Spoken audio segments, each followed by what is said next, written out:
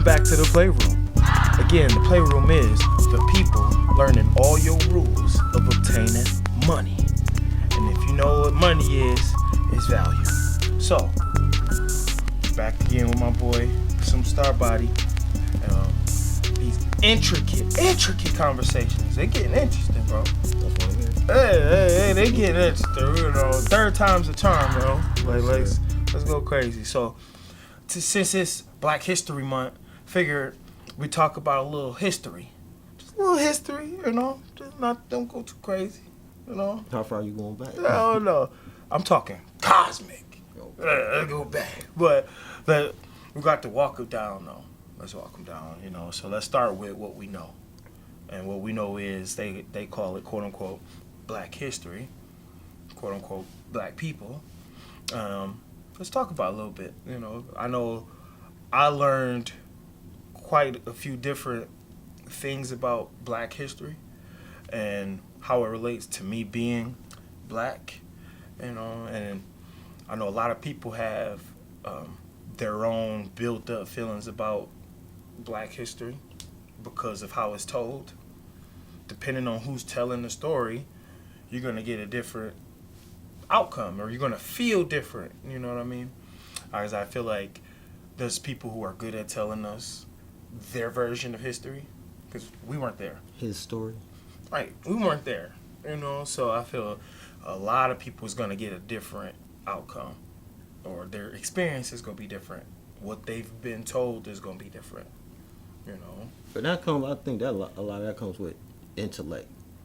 Intelligence, because you know the root word of intelligence is intel, right? And intel is information. So a lot of people just go with the base information of Black history. Then with the Black history, like Black, you know, they got Black history in school. So like your child come home, they're like, so what you we got a Black history report to do.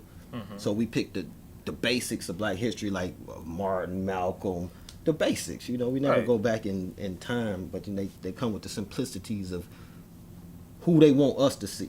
Right, okay. So that's what you mean, the basics, like the basic characters. Right, the basic characters, exactly, okay. right there. Okay, I like that. Who are some of the basic characters you tune into, like, on said Black history? Yeah, well, like you just said, Martin and Malcolm, those are the first main two. Those are, like, mainstream.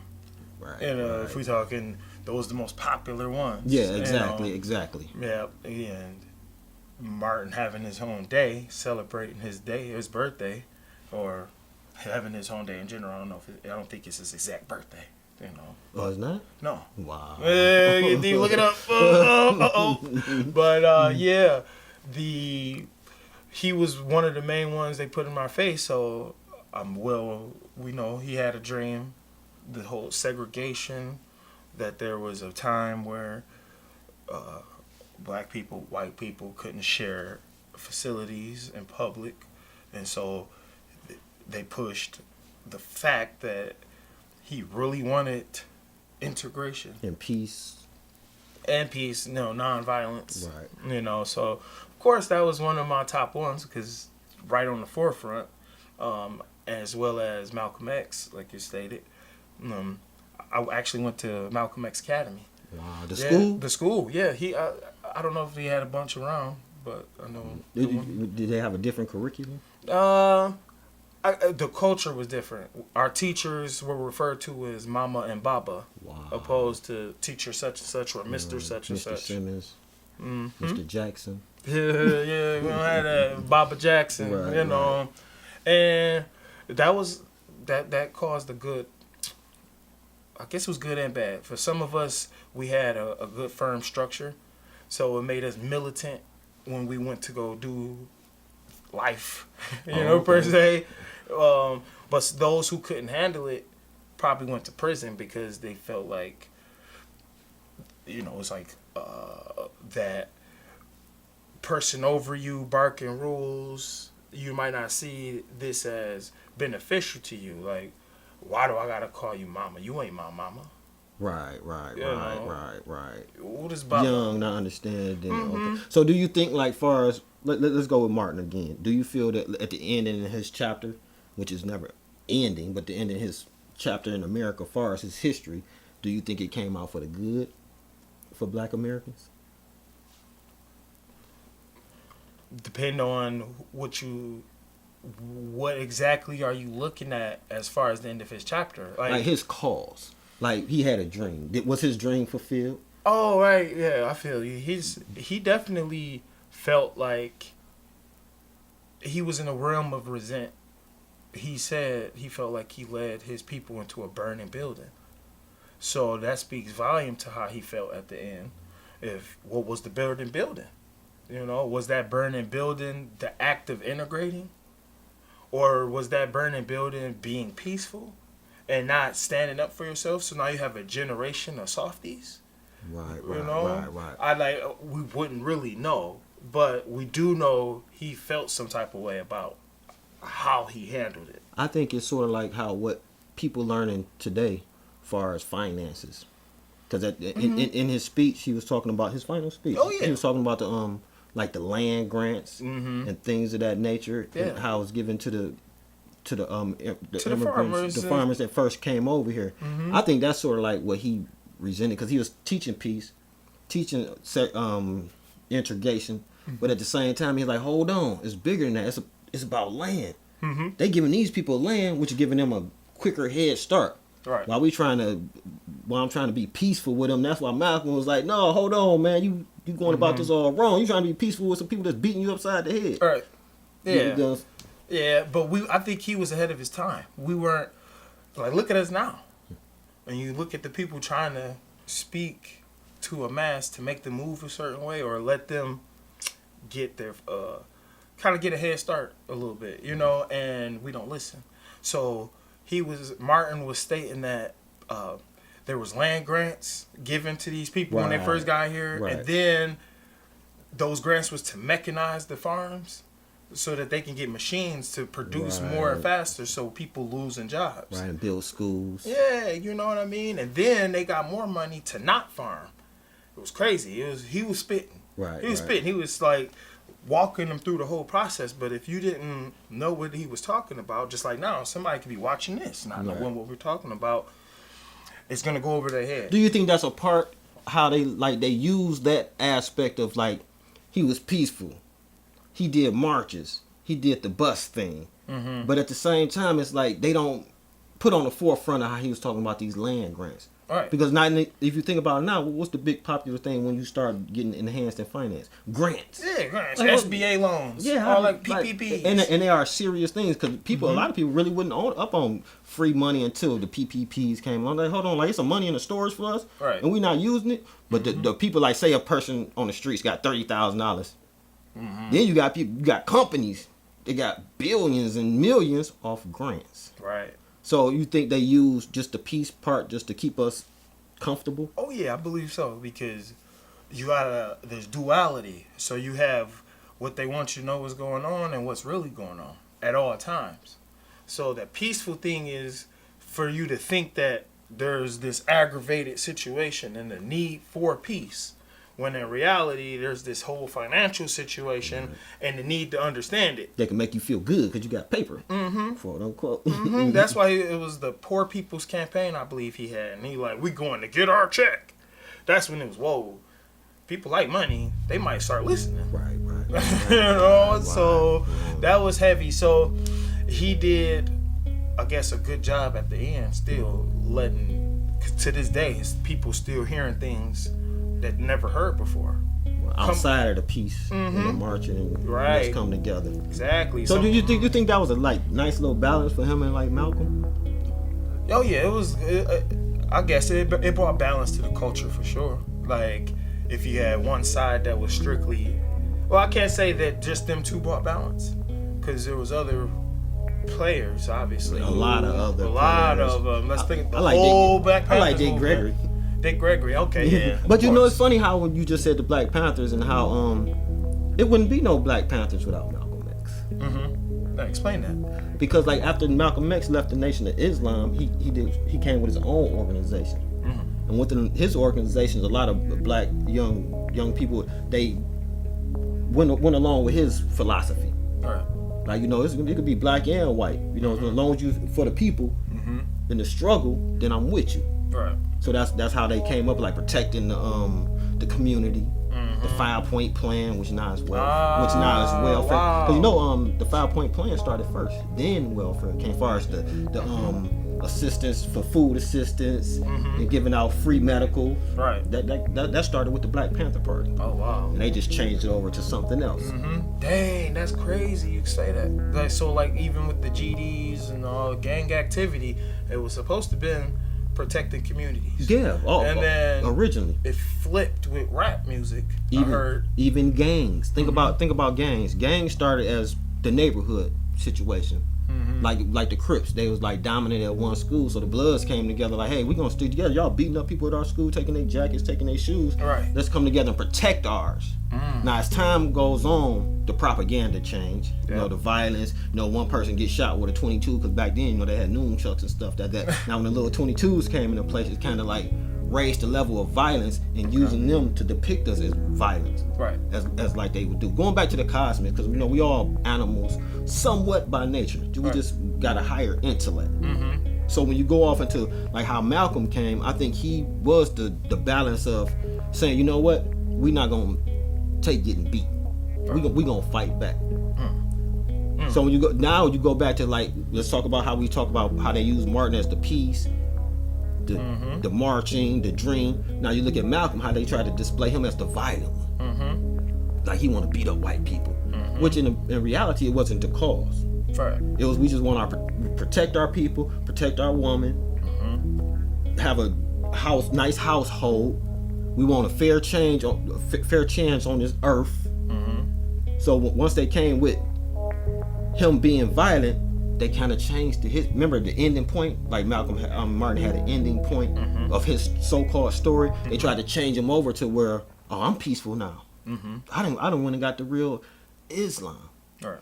That's what they teach. But in hindsight, I think even in Black history, we don't go to the point of celebration of saying, hold on, it was deeper than that.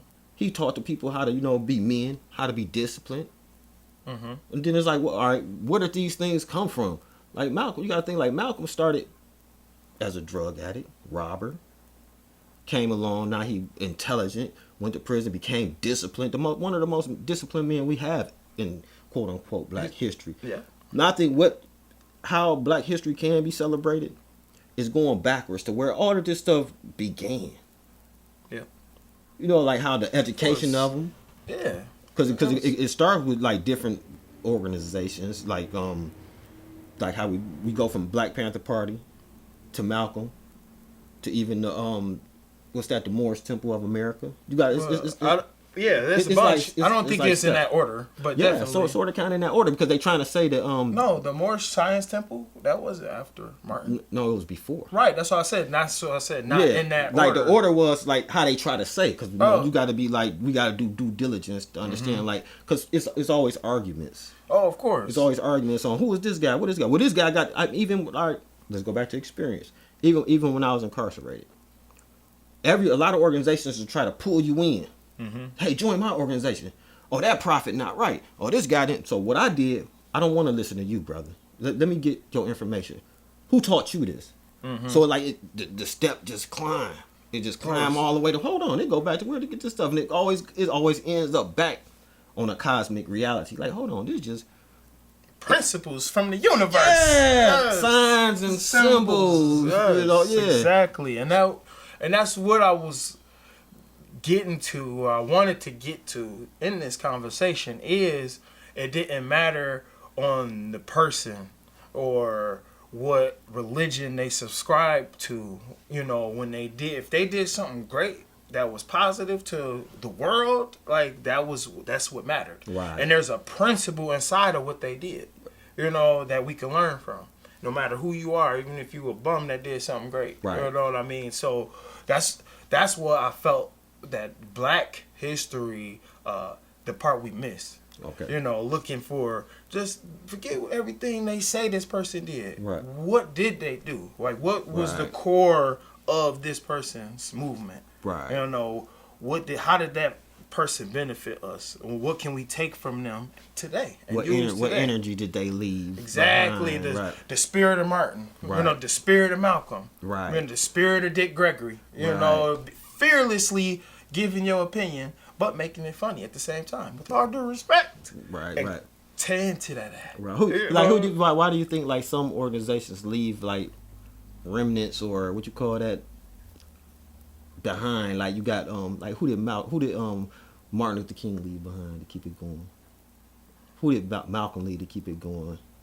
Okay. Who did the Panthers leave to keep it going? You know? I see what you're saying. Yeah, well, some of them did leave behind a person that would try to keep it going, but they couldn't. Look how it ended, and publicly, like the Black Panthers, we gonna take out everybody. We arresting all y'all. Y'all don't want to be like them. They on drugs, right? Right. Martin, didn't they kill him and his mama? Yep. You know, like Right, it got right. deep. Right, you know, right. so it was a fear tactic as well. Like publicly telling this story, so no one want to follow. Like you don't want to be a leader. Right, Leaders right, die. Right. You know, and I think from a psychological aspect, if you grew up and you got this family where they talk about all the men in your family jumped off the perch early and died. Okay?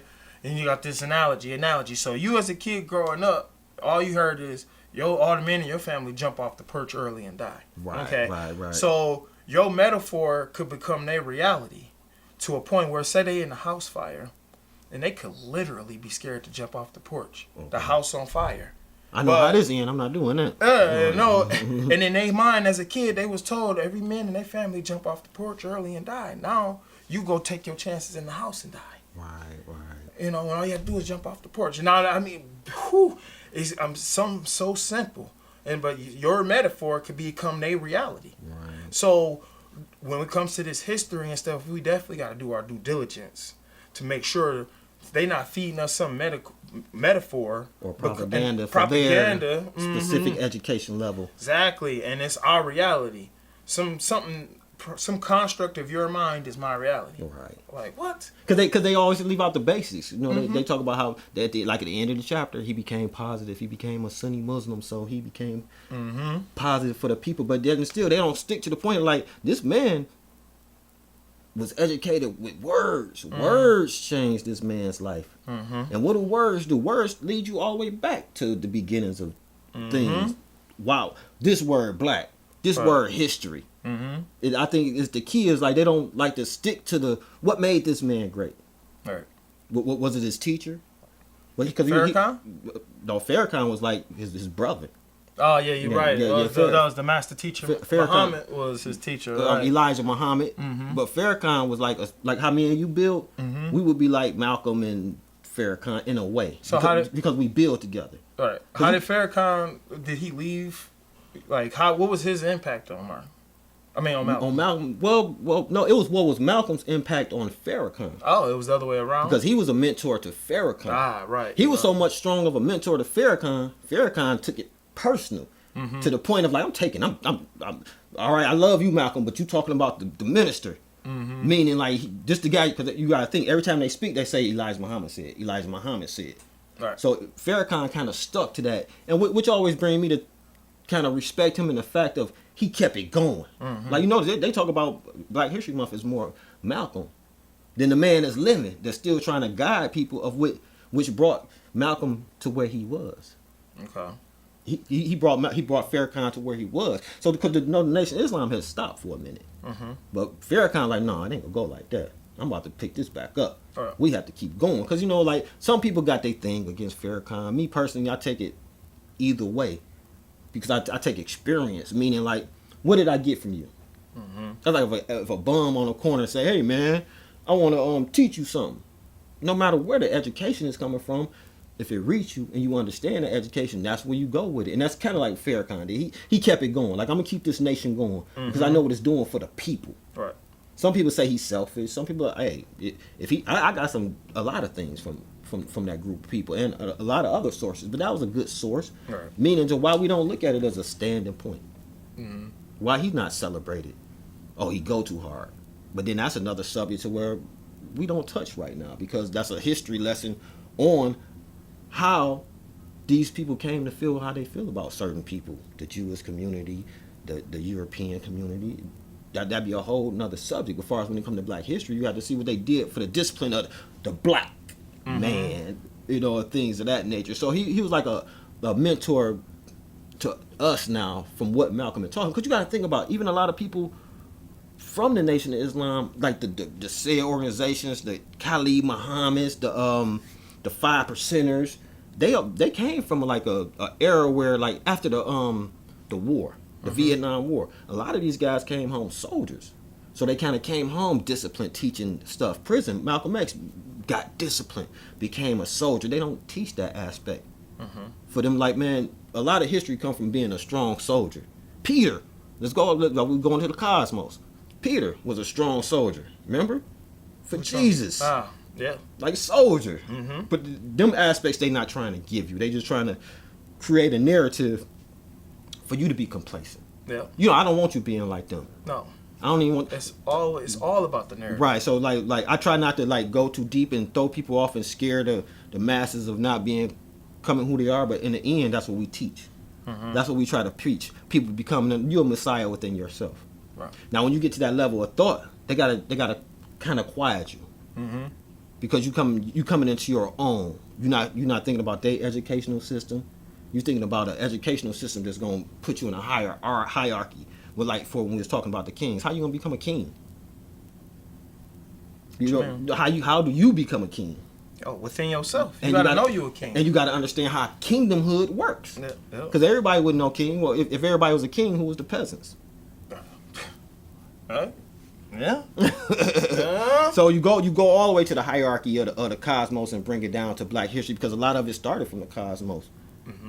Far as the education level, the signs and symbols, the sun, the moon, the stars, all those type of things manifest into what today. The light, education, intelligence, all the wording. It's all from the same thing. So I think Black. So what about Black history not even being celebrated amongst like St. Patrick's Day? St. Patrick's Day, everybody throwing their green, throwing their juice, get throwing the green liquor. They get messed up. Now, why do our people not put some type of celebration towards our month? Because you just think St. Patrick got a day. Jesus got a day. Who else got a day? And you get a month. You get a whole month. So me personally, remember I tell you, you gotta take the good out of everything. So you get a whole month to celebrate your Blackness or understanding. I think Black history within that month should be more than celebrated. You can take a day out and celebrate, but after that, educate yourself. Right. Educate yourself on how did this come to be about? Not the laws that they integrated, but how you became Black. From a title aspect? From a title, because that's all it is. Basically, is a title. Yeah. Well, there's a lot of resources out there we can look at to see where they say there's people that like Rashad Jamal, they call it falling in frequency. Okay. Where so in the beginning when we were referred to or people were referred to as Anakai and certain levels of God and creation, we fell in frequency into all the way down to being that's cosmic, baby. That's cosmic. Malai. Take me there. You know? Let me get off Earth in America right quick. Take me up. Take me up a little bit, man. For real, because even Malcolm, he made a comment where he said that who made the quote unquote white man the yardstick, right? For saying, oh, this is a man. This is exactly, it's beyond that, right? And it takes me back to like, mythology, like talking Greek gods and Zeus, and even further back, Thoth, the Atlantean. I heard of him? No. Okay, well, the images will be like a bird. No, that's a thunder god. No. Like, no, Thanos? No. So, if you've seen this image of this ancient, like, it's like a bird man, he has like a bird head and a staff, that would have been Thoth. And he was told to have been like Jesus reincarnated. Every time he comes back, he's somebody new. You know what I mean? So he was told to be responsible for emerald tablets, which had all the information about light and the light people of light, the battle between light and darkness. Right. And that's all there is the battle between light and darkness. Sun in the morning. Darkness being chaos, the light being order. You know what I mean? And that whole book breaks down, honestly, in my opinion, how the Bible came to be. Because things told in the tablets. I know some people say, "Oh, that's like it's mythology and everything." You take it's all about the principle of what was being told here. Sort of like signs and symbols. Definitely. It like how you got the cross, you got the ankh, then you put them in a principle aspect. You see what it was, the crux. Okay, I see. Exactly. Right, so it runs deep. Right. You know, our history is extra deep. Right. It's just a matter of what you focus on. The cosmos. You know, Because I like the way you put that frequency balance. You know, because that's how you can look at things. Like you looking at it from down here when it's way deep. I was black, or I was a Negro, or you know, an Indian or something, or I was a part of the or was the Mississippians, or I was an Anunnaki. Or I was, you know, it depends. Okay. Well, what you looking at, what history you have, you know, that your family passed down to you. Right. You know what I mean? Or what motives behind the person who gave you the info. So, will you be celebrating Black History this month? Well, I celebrate life every day. You know, by living, breathing, talking. You know, does that mean it's a party? You know, so it's like I don't have to. What's celebrating? You know, of course. Am I black? Right. Am I proud to be who I am? Are you proud to be who you are? Yes, sir. Okay, so that's something worth celebrating. But how you celebrate it, you don't have to tell the world, "Hey, I'm black. It's Black History Month." Right. You know, right. Blackity black. Right. I'm blickety black. I'm blickety black. Right. You don't need all of that, but I definitely want to like shine light on people that made a difference in the past. Okay. Who is relevant to what I'm trying to do now, and give homage to those who made the way for me to be able to do this. You say and the forerunners. Because I always think about the time when I was incarcerated, and first thing I did was get a dictionary. And I ran through that dictionary. I wasn't playing cards. I wasn't playing with boys.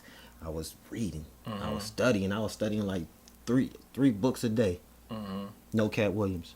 I was studying like, you know, to the point where when I used to lead a library, the Nation of Islam had to stop me. They stopped me and tried to recruit me.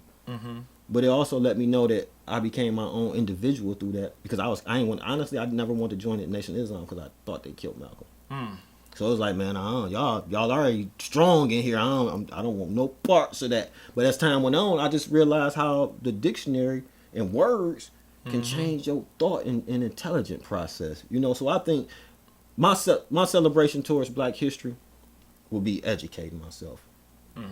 Educating myself on how people became strong Black leaders. Okay. I think that would be a good way to celebrate it. All right.